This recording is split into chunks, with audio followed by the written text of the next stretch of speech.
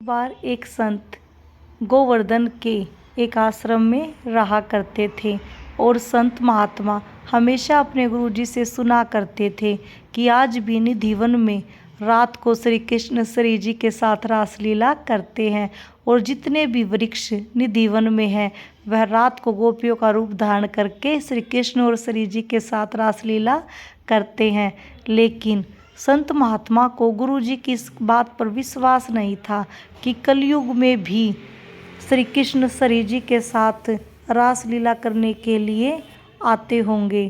तो फिर अब इन संत महात्मा को एक दिन समय मिल ही जाता है जब वह निधिवन में पहुंच जाते हैं। निधिवन में फिर उनके साथ जो चमत्कार होता है यह प्रसंग आप भी सुनिए। हरे कृष्णा दोस्तों, राधे राधे। आपका मेरे YouTube चैनल पर स्वागत है। आशा करती हूँ सब खुश होंगे, मंगल होंगे। दोस्तों, आपसे विनती है, यदि आपको वीडियो अच्छी लगे तो वीडियो को लाइक, कमेंट में राधे राधे और मेरी अगली वीडियो देखने के लिए चैनल को सब्सक्राइब ज़रूर करें। घटना आज मैं आपको सुनाने वाली हूँ। यह घटना 1800 ईस्वी की है। एक संत महात्मा जो कि कलकत्ता से थे लेकिन दीक्षा लेने के लिए गोवर्धन के एक आश्रम में आ जाते हैं और वहीं पर रहना शुरू कर देते हैं। अब संत महात्मा अपने गुरुजी से प्रतिदिन सुना करते थे कि आज भी निधिवन में श्री कृष्ण और श्री जी रात को रासलीला करते हैं और वहाँ पर जितने भी वृक्ष हैं वो रात को गोपियों का रूप धारण कर लेते हैं और श्री कृष्ण और श्री जी के साथ गोपियाँ रात को रासलीला करती हैं। लेकिन अब संत महात्मा को गुरुजी की इस बात पर विश्वास नहीं था। वो सोच रहे थे क्या कलयुग में भी पृथ्वी पर आकर श्री कृष्ण जी श्री जी गोपियों के साथ रासलीला करते हैं। तो एक दिन फिर संत महात्मा अपने गुरुजी से पूछ ही लेते हैं कि गुरुजी, क्या कलयुग में भी श्री कृष्ण श्री जी के साथ निधिवन में रासलीला करते हैं? तो गुरुजी मुस्कुराते हैं और कहते हैं कि हाँ, श्री कृष्ण तो कभी भी वृंदावन को छोड़कर गए ही नहीं थे। श्री कृष्ण को तो प्राणों से भी प्रिय है वृंदावन। श्री कृष्ण तो हमेशा से ही वृंदावन में है और हमेशा ही वृंदावन में रहेंगे।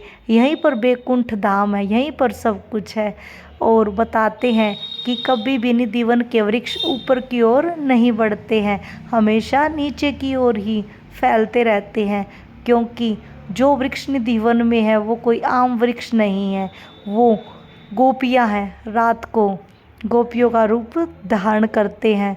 अब एक दिन संत महात्मा के मन में आता है कि मैं भी कभी निधिवन जाऊंगा और श्री कृष्ण और श्री जी को रासलीला करते हुए देखूंगा।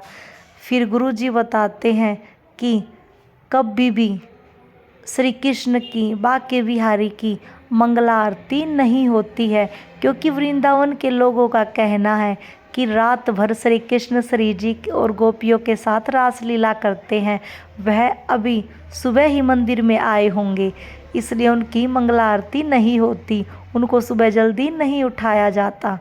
तो अब एक दिन ऐसा अवसर आ ही जाता है कि संत महात्मा वृंदावन चले जाते हैं और बाके बिहारी जी के दर्शन करने के बाद संत महात्मा सीधे निधिवन पहुंच जाते हैं।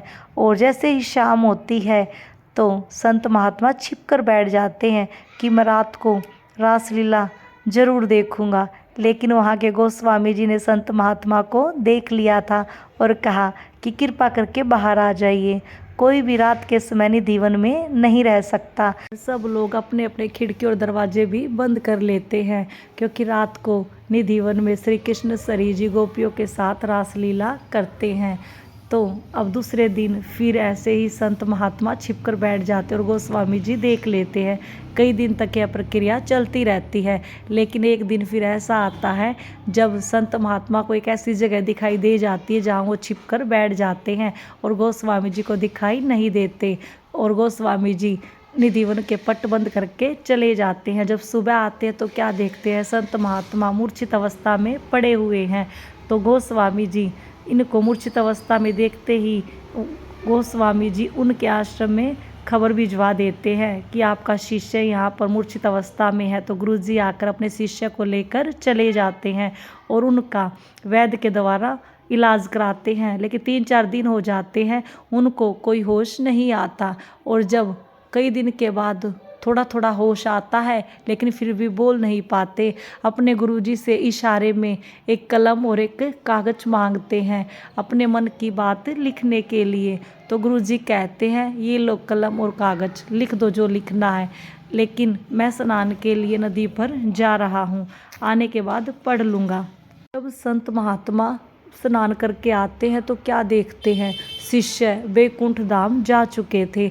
और जब चिट्ठी को पढ़ते हैं तो क्या लिखा हुआ होता है, आपके चरणों में प्रणाम गुरुजी।